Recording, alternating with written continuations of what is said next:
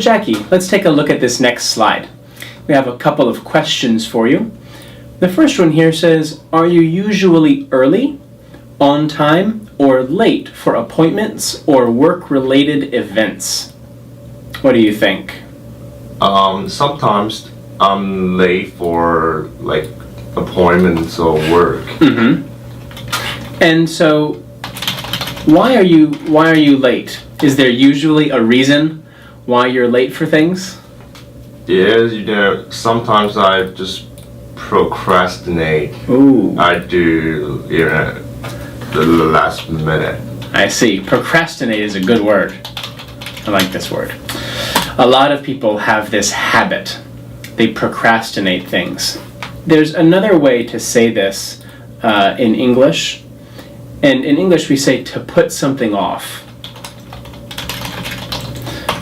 which means you delay it. You say, well, I'll do that tomorrow, or I'll do that this afternoon. And then that afternoon, what do you say? I'll do that tomorrow. So this is something that a lot of people do pretty regularly. So is this why you're late to things? Is because you procrastinate? So does it mean that we postpone doing something? Postpone is a good word too. Postpone is more like there's a reason. We can say that postpone is because there's a reason. So let's say the game was postponed because of the weather. Okay? So if you're playing a football game or a tennis game and it rains, then you have to delay the game. There's a reason that it was postponed, or the meeting was postponed because the boss is not here today. But when you procrastinate, it's usually just because you're lazy. There's no reason to do it.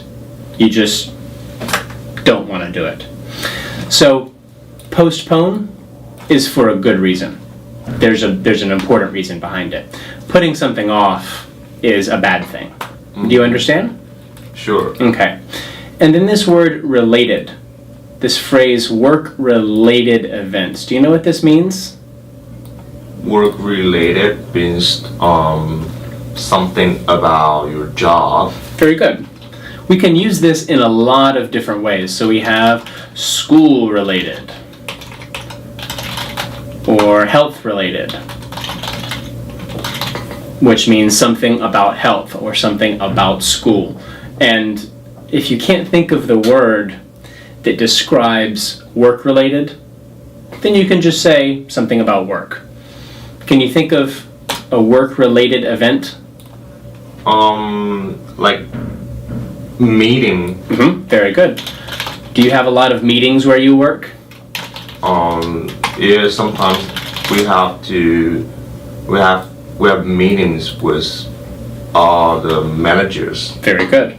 And so these are important meetings to be on time for.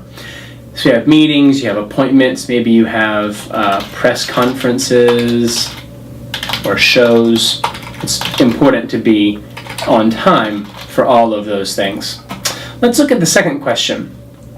Does it bother you when someone is late meeting you? Does it bother you? Yeah. Yes? I dislike, people procrastinate or put things off until the last minute. Yes. Very good. So you know what this word bother means. Bother, I guess, means to annoy. Very good. Annoy, irritate, or even to make you mad. And so some people look at that word and they think that it's spelled wrong because it looks like brother without the R. Yeah. But it is bother. It's not misspelled. So something bothers you. If it bothers you, then it irritates or annoys you, just like you said. So if it does, if someone is always late meeting you, do you normally tell them how you feel? Most of the time I conceal my feeling about it. I just ignore it. Ignore it. But if I cannot stand anymore, I'll be very furious. And what would you say with someone? Maybe you have a friend who is always late for lunch or always late for an appointment. What would you tell them? I will say, like, hey, so how can I help you if you have any problem or something? Yeah. So I will fix it. I will try to solve this problem, and I'll tell him indirectly. Very good. So that's maybe a little bit nicer than saying, hey, you're always late. So this is called tact. Do you know this? Tact. Do you know what tact is? Tact is the way people communicate or something. Very good.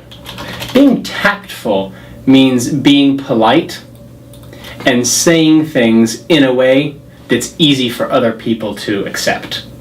So this is a talent or a skill that people think is very important. So you sound like you're very tactful, Jackie.